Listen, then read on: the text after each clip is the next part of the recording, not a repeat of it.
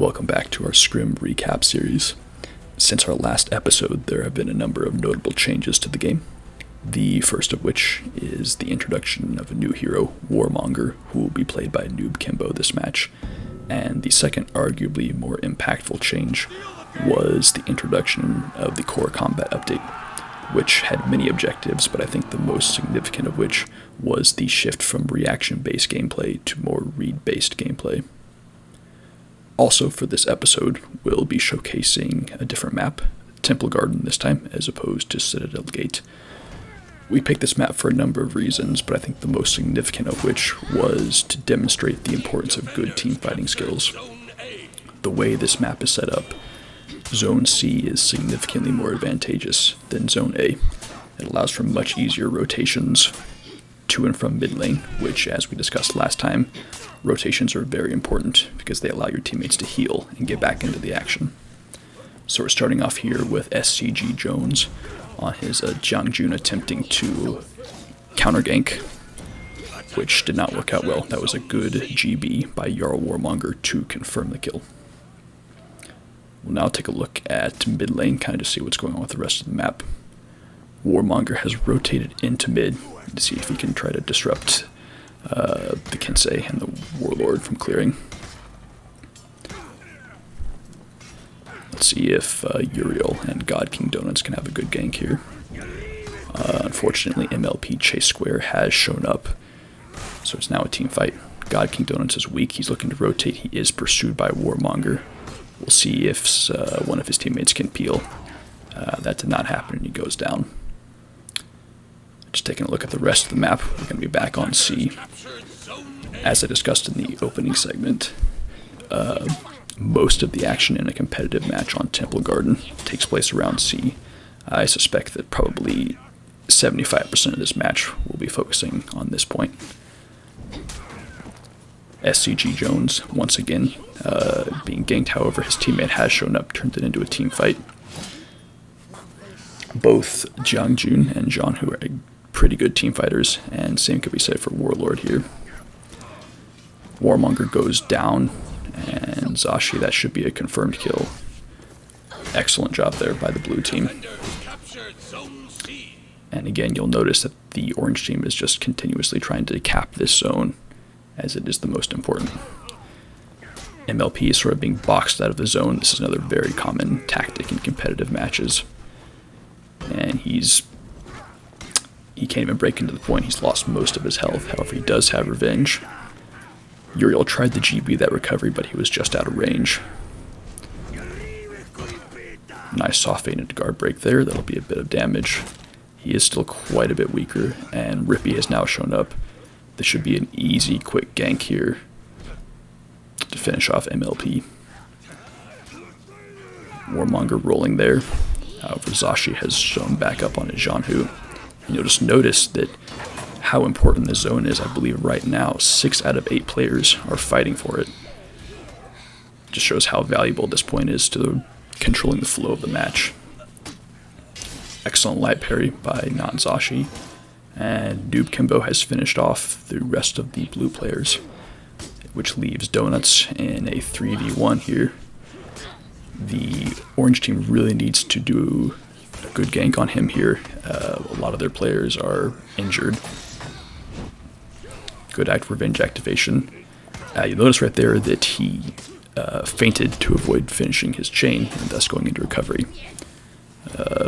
Orange team does indeed get him down, but again, Donuts stalled long enough to allow 2 of his teammates to return to the fight, which leaves the 2 orange players very weak. Not in a good position here. Score is about even. This match could really go either way. One thing I would like to draw your attention to is the use of external and target swap attacks on both the Jiangjun and the Zhanhu.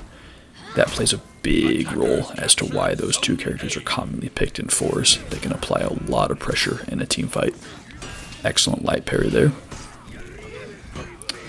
Should be a quick execution. Rippy was able to interrupt him there.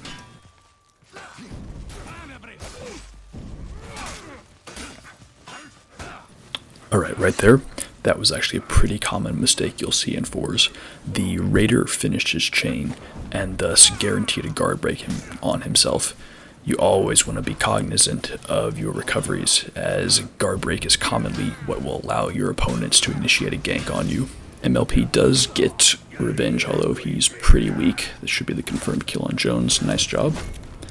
Which leaves Rippy, or I'm sorry, that is Uriel, left alone on C. We have a team fight in mid, which we'll go take a quick look at right here. Again, this match is very close. It could go really either way. Zashi goes down, leaving Donuts in a 1v1 versus Warmonger. Warmonger, I think, definitely has the advantage here, but we'll see how Donuts does in this match.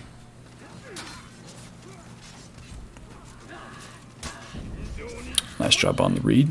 Should be a wall punish. And a good read again. And we'll head back to the team fight at C and see how that's going. Excellent converting his dodge into a roll by Jones. That was a bit of a miscommunication on that gank right there.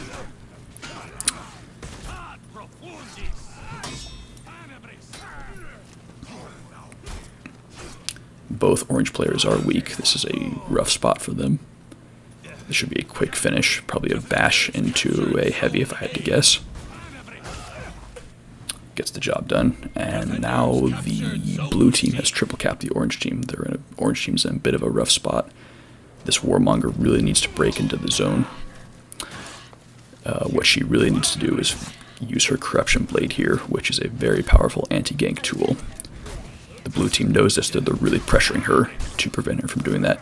She's got an opportunity right here. She should definitely use it, which she does. And now she's going to look to isolate, probably, if I had to guess, probably the BP or the Jiangjun. Yep. And you'll notice now that the BP has been tagged. Any players that are near him are going to take damage from that red corruption circle.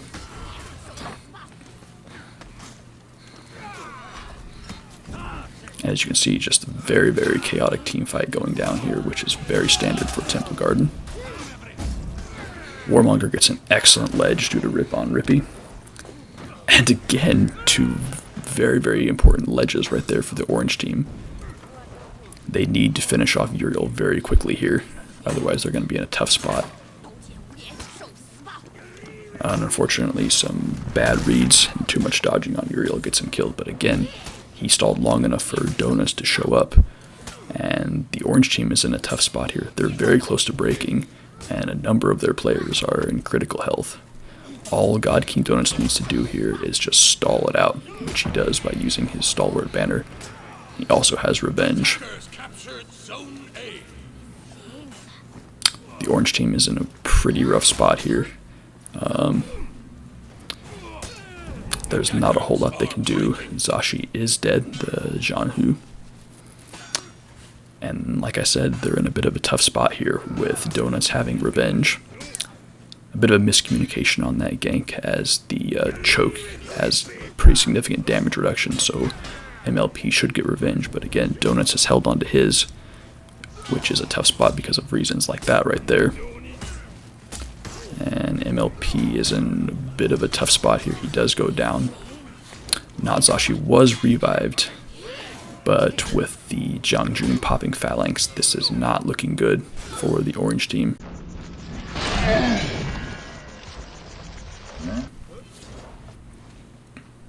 Looks like the Warmonger is losing a 1v1 in A, which leaves Jarl Warmonger, the player, left alone as he'll make his last stand. And at this point, even if he were to somehow win this, he does have Venge. Oathbreaker says no, and this should probably be the end. Oh, he does roll into his own teammates, Qilin Ruse, for the kill. So yeah, that was a pretty standard Temple Garden match. A lot of team fights on C. That's really the main focal point of the entire map, just due to its proximity to B and everything like that. So controlling the team fight there is very, very critical. If you can hold on to C in Temple Garden, there's a high probability you're going to win. Anyway, that'll do it for the third episode. A bit of a chaotic one this time, but I hope you guys enjoyed, and we'll see you back in our next installment. Take care.